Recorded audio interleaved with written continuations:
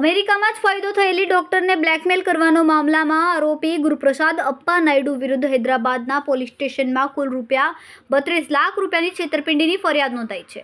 આ પહેલા Surat cyber cell દ્વારા ગત 26 સપ્ટેમ્બર 2024ના રોજ ચેન્નઈ ખાતેથી આરોપી ગુરુપ્રસાદની ધરપકડ કરી હતી, જે મામલે નામદાર કોર્ટમાં હાજર કરીને ફર્ધર રિમાન્ડ મેળવવામાં આવ્યા હતા. આ રિમાન્ડ દરમિયાન કુલ 9 જેટલી દીકરીઓ સાયબર ફ્રોડનો શિકાર બની હતી, જેમાં હૈદરાબાદની એક દીકરીએ આરોપી વિરુદ્ધ હૈદરાબાદ પોલીસ સ્ટેશનમાં ફરિયાદ નોંધાવી છે. આ પહેલા ફરિયાદી મહિલાએ આરોપી વિરુદ્ધ સુરત સાયબર સેલ પોલીસ સ્ટેશનમાં ફરિયાદ નોંધાવી હતી. ફરિયાદી મહિલા સાથે આરોપીએ ₹1.89 કરોડની છેતરપિંડી કરી હતી, જે મામલે તપાસ ચાલી રહી હતી.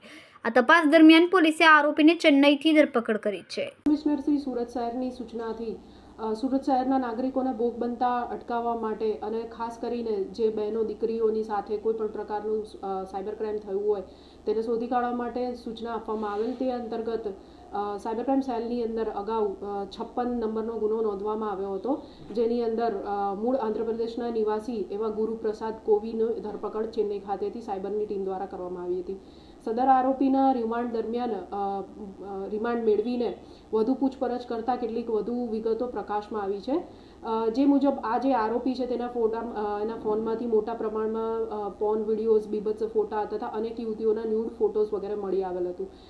વધુમાં તેના મોબાઈલની વધુ તપાસ કરતાં કુલ 9 યુવતીઓને એણે અલગ અલગ રીતે શિકાર બનાવી હોય. કોઈને ફોટો મારફતે, કોઈને બિઝનેસમેન તરીકે કાં તો જીમ ટ્રેનર તરીકે પોઝ કરીને ખોટી પ્રોફાઇલ બનાવીને વિશ્વાસમાં લઈને તેમને લોન અપાવવા કે બિઝનેસ સેટ કરવા કે કોઈ પણ રીતના તેમની પાસેથી પૈસા લીધા હોય એવી અલગ અલગ યુવતીઓની, ભારત દેશના અલગ અલગ રાજ્યોમાં રહેતી યુવતીઓની વિગતો મળી આવેલ.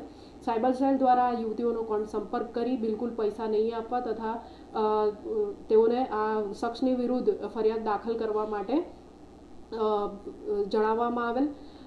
તે અંતર્ગત એક દીકરીએ હૈદરાબાદની અંદર જે સાયબરાબાદ છે તે સાયબરાબાદ પોલીસ સ્ટેશનની અંદર કુલ 32 લાખ રૂપિયાનું ફ્રોડની સાયબર ક્રાઇમ પોલીસ સ્ટેશનની અંદર ફરિયાદ આપેલ છે.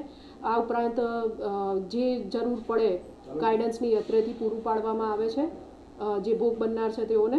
સાથે સાથે ખાસ આ કેસની અંદર જે બધું બીજી વિગતો ધ્યાનમાં આવી છે એ મુજબ છે કે આરોપી પોતાના ફોનની અંદર સૂઝ, ટિન્ડર, બમ્બલ, ફેટ લાઈફ નામની અલગ અલગ જે ડેટિંગ વેબસાઇટ્સ, ડેટિંગ એપ્લિકેશન્સ છે એનો યુઝ કરતો હતો. આરોપીએ અલગ અલગ ફેક પ્રોફાઇલ બનાવેલી હતી, જેની અંદર એ યુરોપિયન પર્સન હોવાનો દેખાડો કરતો હતો. યુરોપના અલગ અલગ દેશના સારા એવા આકર્ષક દેખાતા યુવક અને યુવતીઓના ફોટાનો ઉપયોગ કરીને તેણે જેક સ્પાર્કર અને શ્રીનિકા ડિયાઝ નામની 2 અલગ અલગ ફેક પ્રોફાઇલ ઇન્સ્ટાગ્રામ પર બનાવેલ હતી, જેના માધ્યમથી તે મહિલાઓને લલચાવતો હતો